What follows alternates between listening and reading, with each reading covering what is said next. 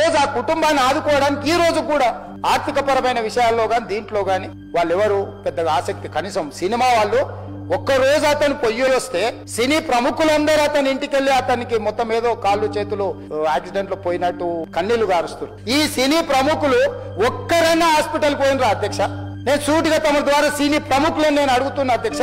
తల్లి చనిపోయి 9 సంవత్సరాల పిల్లగాడు బ్రెయిన్ డెడ్ అయ్యి ఆక్సిజన్ అందక 20 రోజుల నుంచి హాస్పిటల్లా కోమాలో ఉంటే ఈ సినీ ప్రముఖులు ఒక్క రోజు కోసం పోలీస్ స్టేషన్ పోయిన ఇంటికాడ క్యూ కట్టి ప్రభుత్వాన్ని తిడుతున్నారు, నన్ను తిడుతున్నారు, అతన్ని పరామర్శిస్తున్నారు. ఏమైంది అధ్యక్ష? అతను కాలు పోయిందా, కన్ను పోయిందా, చేయి పోయిందా, ఏమైనా కిడ్నీలు దెబ్బతిన్నా, ఏమైంది? అతన్ని ఇంతమంది సినీ ప్రముఖులు పరామర్శించారు, కలిసిండ్రు, అభినందించారు.